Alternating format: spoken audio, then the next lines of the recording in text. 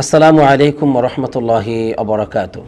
ইন্নাল হামদালিল্লাহ ওয়াসসালাতু ওয়াসসালামু আলা মান লা নাবিয়্যা বা'দা। সুপ্রিয় দর্শক শ্রোতা, আমরা মসজিদ নববীর খুতবার অনুবাদ শুরু করছি। আজকাল খতিব হচ্ছেন ফজিলাতুল শেখ আহমদ বিন তালেব হাফিজাহুল্লাহ। যে বিষয়ে তিনি মুসলিম উম্মার জন্য খুতবাটি পেশ করেছেন তা হচ্ছে সমকামিতা একটি নিকৃষ্ট ও ভয়াবহ অপরাধ। এই অপরাধের সাথে মূলত কাফের মুশরিকরা ব্যাপকভাবে জড়িত আছে। পাশাপাশি অনেক মুসলিম সমাজে অনেক মুসলমানগণও এই পাপের সাথে জড়িত হয়ে পড়েছে। তাই সম্মানিত খতিব সাহেব এই ভয়াবহ ও নিকৃষ্ট অপরাধ থেকে মুসলিম উম্মাকে সতর্ক করেছেন। আল্লাহ রাব্বুল আলামিন আমাদেরকে খুতবাটি সুন্দরভাবে অনুবাদ করার এবং আমাদের সবাইকে মন দিয়ে শোনার ও আমল করার তৌফিক দান করুক, আমিন। সম্মানিত খতিব সাহেব প্রথমে আল্লাহ রাব্বুল আলামিনের প্রশংসা করেছেন, অতঃপর রাসূলুল্লাহ সাল্লাল্লাহু আলাইহি ওয়াসাল্লামের উপর দরুদ পাঠ করে তিনি সুন্দর একটি ভূমিকা দিয়েছেন, যেই ভূমিকার মাধ্যমে আমাদেরকে সতর্ক করেছেন যে শয়তান হচ্ছে আমাদের দুশমন, আমাদেরকে চায় আদম এবং হাওয়া আলাইহিস সালামকে যেভাবে জান্নাত থেকে বের করেছিল এবং বিবস্ত্র করেছিল, শয়তানের এই হচ্ছে চাওয়া, নাউযুবিল্লাহ। সম্মানিত খতিব সাহেব বলছেন, হে মানব জাতি, আল্লাহ রাব্বুল আলামিন তোমাদেরকে সম্মানিত করেছেন আর তোমাদেরকে একনিষ্ঠতার উপর সৃষ্টি করেছেন, আর তোমাদেরকে যেমনিভাবে শরীর সুরক্ষার জন্য পোশাক নাজিল করেছেন, ঠিক তেমনিভাবে তোমাদেরকে হেদায়েত ও তাকওয়ার ও সরল সঠিক পথের পোশাকও প্রদান করেছেন। এবং তোমাদেরকে আল্লাহ তাআলা সতর্ক করেছেন শয়তানের সেই ফিতনা সম্পর্কে, যেই ফিতনা সে করেছিল তোমাদের পিতামাতাদের সাথে। শয়তান চায় মানুষকে আল্লাহ রাব্বুল আলামিনের পথ থেকে বিভ্রান্ত করতে এবং মানুষকে তাদের লজ্জাস্থান যেন তারা প্রকাশ করে ফেলে, নাউযুবিল্লাহ। এটা হচ্ছে শয়তানের চাওয়া। এ সম্পর্কে আল্লাহ রাব্বুল আলামিন আমাদেরকে সূরাতুল আরাফের বেশ কিছু আয়াতে কারিমায় তিনি সতর্ক করেছেন। যেমন আল্লাহ রাব্বুল আলামিন বলছেন, ইয়া বানি আদমা ক্বাদ আনজালনা আলাইকুম লিবাসান ইউয়ারি সাওআতিকুম ওয়া রিশা ওয়া লিবাসুত তাকওয়া। আলহামদুলিল্লাহ। হে বনি আদম, আল্লাহ রাব্বুল আলামিন তোমাদের জন্য নাজিল করেছেন পোশাক, যাতে করে তোমরা তোমাদের লজ্জাস্থানকে ঢেকে রাখতে পারো। আল্লাহ তাআলা চান তোমাদের লজ্জাস্থানকে ঢাকতে, এবং অরিশা এই পোশাক হচ্ছে তোমাদের জন্য সৌন্দর্য স্বরূপ, আলহামদুলিল্লাহ। আর তোমাদের জন্য নাজিল করেছেন লিবাসুত তাকওয়া, তাকওয়ার পোশাক, আর এটাই হচ্ছে কল্যাণকর, আর এটা হচ্ছে আল্লাহ তাআলার নিদর্শনাবলীর অন্যতম একটি নিদর্শন, যাতে করে মানব জাতি তার উপদেশ গ্রহণ করতে পারে। এরপর আল্লাহ রাব্বুল আলামিন বলছেন, ইয়া বানি আদমা লা ইফতিনান্নাকুমুশ শাইতানু কামা আখরাজা আবাওয়াইকুম মিনাল জান্নাহ। হে বনি আদম, হে আদমের সন্তান, শয়তান যেন তোমাদেরকে প্রলুব্ধ করতে না পারে, ধোঁকা দিতে না পারে, যেমনিভাবে তোমাদের পিতামাতাকে ধোঁকায় লিপ্ত করেছিল এবং জান্নাত থেকে বের করেছিল। এমনকি ওই শয়তান তাদেরকে বিবস্ত্র করেছিল তাদের লজ্জাস্থানকে দেখার জন্য, নাউযুবিল্লাহ। এই শয়তান ইন্নাহু ইয়ারাকুম হুয়া কাবিলুহু মিন হাইসু লা তারাউনাহুম, সে নিজে তোমাদেরকে দেখে এবং তার সাথী যারা আছে, তার বংশধর যারা আছে, তার সাথীরা, তারাও তোমাদেরকে দেখে, কিন্তু তোমরা শয়তানদেরকে দেখতে পাও না। আর এই শয়তান হচ্ছে তাদের জন্য বন্ধু, অভিভাবক। কাদের জন্য? ইন্না জাহান্না শায়াতিনা আউলিয়া লিল্লাযিনা লা ইউমিনুন। আমি শয়তানকে তাদের জন্য বন্ধুরূপে নির্ধারণ করে দিই যারা আল্লাহর প্রতি বিশ্বাস স্থাপন করে না, যারা ঈমানদার নয়, তাদের জন্য, নাউযুবিল্লাহ। অতএব এই শয়তানের কাজ হচ্ছে আমাদেরকে উলঙ্গ করা, আমাদেরকে বিবস্ত্র করা, আমাদেরকে ধ্বংস ও আযাবের মধ্যে নিপতিত করা, আমাদের চরিত্রকে নষ্ট করা। আল্লাহ তাআলার কাছে প্রার্থনা করছি আল্লাহ যেন শয়তানের কুমন্ত্রণা থেকে আমাদেরকে হেফাজত করেন, আমিন। সম্মানিত খতিব সাহেব এই ভূমিকাটি পেশ করার পর তিনি তার মূল বক্তব্যে প্রবেশ করছেন এইভাবে, যে এই শয়তান প্রতিটি জাতিকে, প্রতিটি উম্মতকে সে ধোঁকা দেয়। সে চায় মানুষকে তাদের রব থেকে বিচ্ছিন্ন করতে এবং কুফরির মাধ্যমে পরিচিত করতে।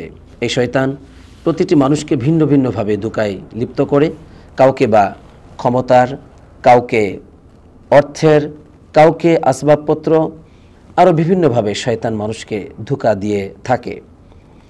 আর সমকামিতা হচ্ছে অন্যতম একটি অপরাধ, ভয়াবহ। এই পাপের দিকেও শয়তান মানুষকে আহ্বান করে, নাউযুবিল্লাহ।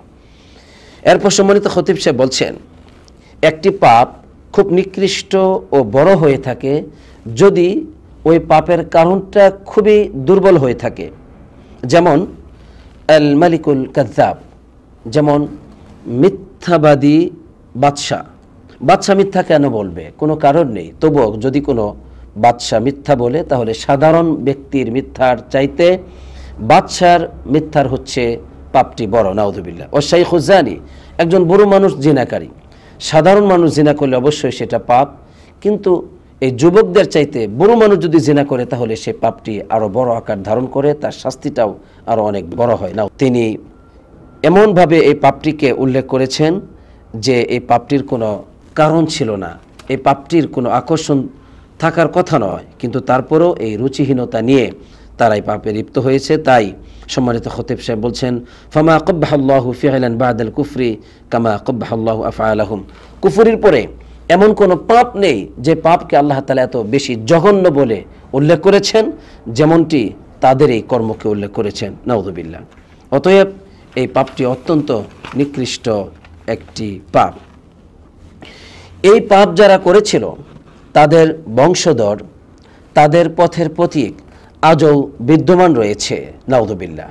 তারা আজও এই কাজের সাথে লূত আলাইহিস সালামের কওমের সাথে তারা অংশগ্রহণ করে, নাউযুবিল্লাহ। এবং তারা হচ্ছে অত্যন্ত অহংকারী।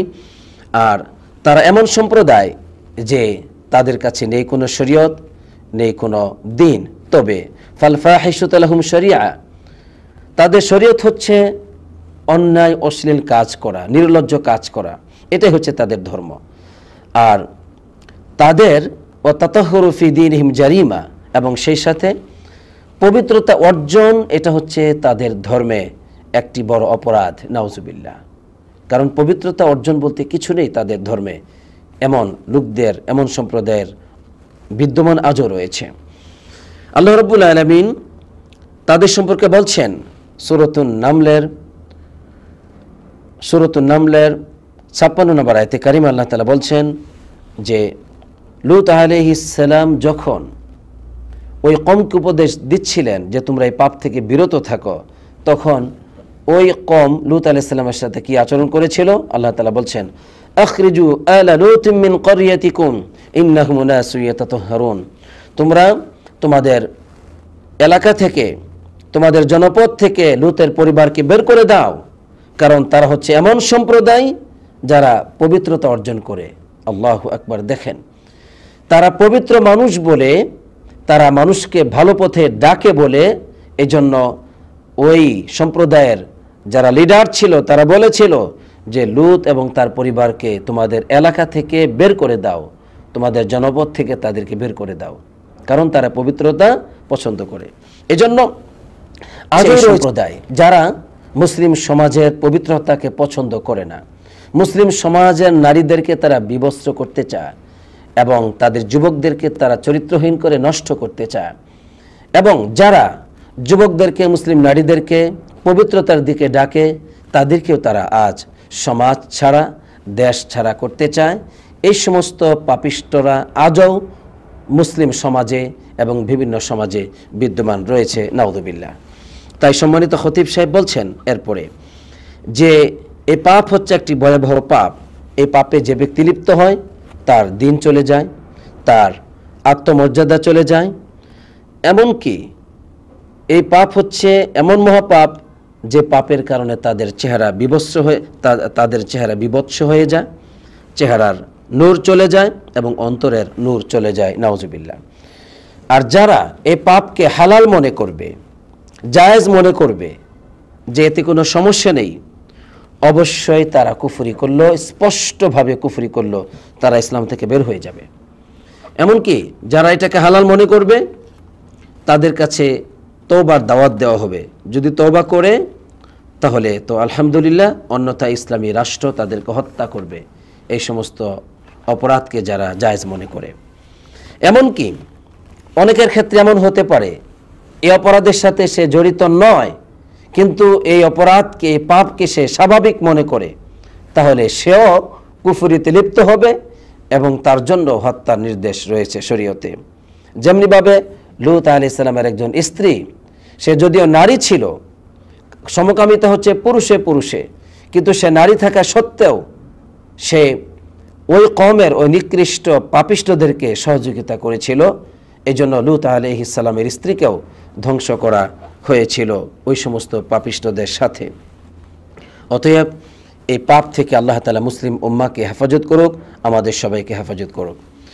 এরপর সম্মানিত খতিব সাহেব তিনি আমাদেরকে অত্যন্ত সতর্ক করে বলছেন যে আমাদেরকে অবশ্যই সতর্ক থাকতে হবে এই পাপের ক্ষেত্রে, এবং আমাদের সন্তানাদি, আমাদের বংশধর যেন তারা এই পাপে লিপ্ত না হতে পারে সেই ব্যাপারে আমাদেরকে সতর্ক করতে হবে। তিনি বললেন যে উদাসীনতাকে পরিহার করতে হবে এবং জিহ্বাকে হেফাজত করতে হবে, এবং সেই সাথে যারা আমাদের পাল পরিবার বংশধর আছে তাদের দিকে খুব গভীরভাবে যত্ন নিতে হবে, কেননা আমরা তাদের ব্যাপারে জিজ্ঞাসিত হব, অবশ্যই জিজ্ঞাসিত হব। তাই আমাদের এই পরিবারকে ধ্বংস করার জন্য রয়েছে এক শ্রেণীর দুশমন, যারা আমাদের সাথে প্রতিনিয়ত যুদ্ধ করছে অঘোষিতভাবে, যারা মূলত আমাদের সাথে যুদ্ধ করছে আমাদের ছোট বড়, আমাদের সন্তানাদি, আমাদের পুরুষ এবং নারী সবার সাথে তারা যুদ্ধ করে চলছে। অতএব তারা চায় হাত্তা তাকুনু ফিল কুফরি সাওয়া, তাদের মতো আমরা যেন কুফরিতে লিপ্ত হই, নাউযুবিল্লাহ। অতএব ফামা আনতুম ফাইলুন, সম্মানিত খতিব সাহেব বলছেন তোমাদের কি পদক্ষেপ রয়েছে? ওই সমস্ত নিকৃষ্ট মানুষগুলো তারা নিজেরাই সমকামিতা লিপ্ত হয়ে ধ্বংস হয়নি, তারা নিজেরাই তাদের মধ্যে এই পাপকে সীমাবদ্ধ রাখেনি, বরং তারা আমাদের সন্তানদেরকে, আমাদের যুবকদেরকে, আমাদের নারী পুরুষ সবাইকে তারা অবশ্যই তাদের সাথে মিলাতে চায়, তাদের মতো কুচরিত্র করে ধ্বংস করতে চায়, নাউযুবিল্লাহ। হে আল্লাহ আমাদেরকে তুমি হেফাজত করো, আমিন। এরপর সম্মানিত খতিব সাহেব তিনি আমাদেরকে এই পাপ থেকে সতর্ক করার পরে তিনি লূত আলাইহিস সালামের কওমের মধ্যে যে সম্প্রদায় এই পাপের সাথে জড়িত ছিল তাদের একটি দৃষ্টান্ত তিনি নিয়ে এসেছেন, যা আল্লাহ তাআলা সূরাতুল হুদের আল্লাহ সুবহানাহু ওয়া তাআলা সূরাতুল হুদের 83 নম্বর আয়াতে কারিমার এবং তার আগে বেশ কিছু কয়েকটি আয়াত আগে এই ব্যাপারে কথা বলেছেন। যেমন আল্লাহ তাআলা বলছেন যে ওয়াজাআহু কওমুহু ইউহরাউনা ইলাই, ওই কওম যারা এই সমকামিতা লিপ্ত ছিল তারা দ্রুত লূত আলাইহিস সালামের কাছে চলে আসলো। অমিন ক্বাবলু কানু ইয়ামালুনা সাইয়্যাত, যদিও তার ইতিপূর্বে পাপের সাথে জড়িত ছিল। অর্থাৎ এই ঘটনার পিছনে একটি ঘটনা আছে, সেটা হচ্ছে লূত আলাইহিস সালামের কাছে ফেরেশতাগণ গেলেন এবং তারা অত্যন্ত সুন্দর ছিলেন। লূত আলাইহিস সালামের স্ত্রী তাদেরকে এই সংবাদটা দিয়েছিল কাফিরদেরকে, যারা এই পাপের সাথে জড়িত ছিল, যারা পুরুষের প্রতি আকৃষ্ট, যে সুদর্শন পুরুষ আছে। তো এই জন্য ওই কওমের লোকেরা দ্রুত লূত আলাইহিস সালামের কাছে চলে আসলো। লূত আলাইহিসকে বলেছিলেন যে হাউলাই বানাতি হুন্না আতহারু লাকুম, এই যে আমার কন্যা সন্তানরা রয়েছে এগুলো তোমাদের জন্য উত্তম। তখন লূত আলাইহিস সালাম আরো বললেন ফাত্তাকুল্লাহ, তোমরা আল্লাহকে ভয় করো, ওয়ালা তুখজুনি ফি দাইফি, তোমরা আমার যে মেহমান আছে এই মেহমানকে অপমানিত করবে না, মানে আমাকে তাদের সামনে অপমানিত করবে না। আলাইসা মিনকুম রাজুলুর রশীদ, তোমাদের মধ্যে কি এমন কোনো বিচক্ষণ কোনো ব্যক্তি নেই, জাগ্রত সম্পন্ন কোনো ব্যক্তি নেই? এভাবে তিনি এই কথাগুলো বলেছিলেন। তখন ওই কওমের লোকেরা বলেছিল যে হে লূত, তুমি তো জানো লাকাদ আলিমতা মা লানা ফি বানাতিকা মিন হক, তোমার কন্যা সন্তানের ব্যাপারে আমাদের কোনো হক নেই, আর মানে কন্যা সন্তানের প্রতি আমাদের কোনো আকৃষ্টতা নেই। ওয়া ইন্নাকা লা তা'লামু মা নুরিদ, তুমি জানো আমরা কি চাই, তুমি জানো আমরা কি চাই।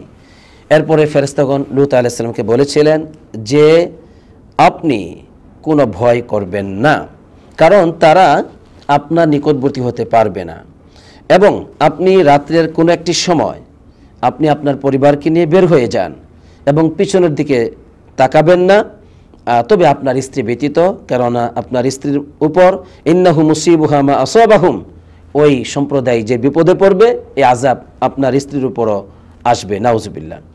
ওদের আযাবটার সময়টা ছিল সকালবেলা, আর ওই সকালবেলা আলাইসা সুবহু বিকরিব, সকাল কি খুব নিকটবর্তী নয়? এরপর আল্লাহ রাব্বুল আলামিন যখন সকাল হলো তখন ফালাম্মা জা আমরুনা জাহালনা আলিহা সাফিলাহা ওয়া আমতারনা আলাইহা হিজারাতাম মিন সিজ্জিলিম মামদুদ, আল্লাহ তাআলা তখন তাদেরকে একদম নিচ থেকে উপর করে তাদেরকে এইভাবে উল্টো করে দিয়েছিলেন, তাদেরকে এইভাবে পাথরের বৃষ্টি, পোড়া মাটির পাথর দিয়ে, শুকনো পাথর দিয়ে তাদেরকে ধ্বংস করেছিলেন, বৃষ্টির মতো করে পাথর নিক্ষেপ করেছিলেন এবং উল্টো করে দিয়েছিলেন তাদেরকে, নাউযুবিল্লাহ। এভাবে আল্লাহ তাআলা তাদেরকে আযাব দিয়েছিলেন। তাই সম্মানিত খতিব সাহেব সতর্ক করলেন, যেভাবে আল্লাহ রাব্বুল আলামিন এই পাপিষ্ঠদেরকে ধ্বংস করেছিলেন, অতএব যারা এই পাপের সাথে জড়িত আছে তারা যেন সতর্ক হয়। এখানে প্রথম খুতবাটি শেষ করেছেন। দ্বিতীয় খুতবায় সম্মানিত খতিব সাহেব গুরুত্বপূর্ণ একটি পয়েন্ট বলেছেন, যে সেটা হচ্ছে যে আল্লাহ সুবহানাহু ওয়া তাআলা ঈমানদারদেরকে সম্মানিত করেছেন। ঈমানদারদের মধ্যে নবীগণের মর্যাদা হচ্ছে অনেক বড় এবং তারা আল্লাহর খুব নিকটবর্তী। তাই লূত আলাইহিস সালামের ক্ষেত্রে যেই বিষয়টা আমরা বলে থাকি, লূত আলাইহিস সালামের কওম এই কাজের সাথে জড়িত ছিল, আসলে এই বিষয়টি তা নয়, বরং বিষয়টি হচ্ছে লূত আলাইহিস সালামের বংশধর এই কাজের সাথে জড়িত ছিল না। তবে সেখানে একটি সম্প্রদায় ছিল, যে সম্প্রদায়টি মূলত লূত আলাইহিস সালামের সাথে তাদের কোনো সম্পর্ক নেই, বা ওই কওমের লোক না তারা, কিন্তু ওই কওমে তারা বসবাস করত। সেটা হচ্ছে সাদুম একটি গোত্র ছিল, সাদুম গোত্র। এই গোত্রের লোকেরাই এই পাপের সাথে জড়িত ছিল। তাই লূত আলাইহিস সালাম সম্পর্কে আল্লাহ তাআলা প্রশংসা করেছেন এবং অন্যান্য নবীদের ক্ষেত্রে বলেছেন সালামুন আলাল মুরসালিন, নবীদের উপর হচ্ছে আল্লাহ তাআলার পক্ষ থেকে শান্তি। এই জন্য নবীদের বংশধরদের মধ্যে বা লূত আলাইহিস সালামের বংশধরদের মধ্যে এমনটি ঘটেনি, বরং অন্য বংশের মধ্যে এই বিষয়টি ছিল। এই জন্য বিষয়টিকে আমরা লূত আলাইহিস সালামের পরিবার বা লূত আলাইহিস সালামের দিকে আমরা সম্বোধন না করে সবচেয়ে ভালো হচ্ছে আমরা যদি সাদুম গোত্রের দিকে বিষয়টি সম্বোধন করি, তাহলে সেটা একটা ভালো দিক। এটাই সম্মানিত খতিব সাহেব দ্বিতীয় খুতবাতে স্পষ্ট করার চেষ্টা করেছেন। সুপ্রিয় দর্শক শ্রোতা, আমরা আজকের এই গুরুত্বপূর্ণ বিষয় যে সমকামিতা হচ্ছে একটি নিকৃষ্ট ভয়াবহ অপরাধ, এই সম্পর্কে আমরা জানলাম যে এটা কুফরের পরে সবচেয়ে একটি নিকৃষ্ট অপরাধ, যাদেরকে আল্লাহ রাব্বুল আলামিন ধ্বংস করে দিয়েছিলেন। এমনভাবে ধ্বংস করেছেন যে তাদেরকে আল্লাহ তাআলা পৃথিবীর উপরিভাগকে এটাকে উল্টো করে তাদেরকে নিচে ফেলে দিয়েছেন, নাউযুবিল্লাহ। কেন এইভাবে ধ্বংস করেছেন? কারণ তারা এই সমকামিতায় লিপ্ত ছিল, এই জন্য বেশি রাগান্বিত হয়ে আল্লাহ তাদেরকে ধ্বংস করেছেন। অথচ জিনা একটি নিকৃষ্ট পাপ, কিন্তু জিনাকারীদেরকে আল্লাহ তাআলা এইভাবে ধ্বংস করেননি। তবে জিনা অবশ্যই জাহান্নামে যাওয়ার কারণ কোনো সন্দেহ নেই। তাই আসুন আমরা সব ধরনের পাপ থেকে নিজেরা বিরত থাকব, আমাদের পরিবার সন্তানদেরকে আমরা সতর্ক করব, যাতে করে কাফের মুশরিকদের প্ররোচনায় আমাদের সন্তানরা ক্ষতিগ্রস্ত না হয়ে যায়, ধ্বংস না হয়ে যায়।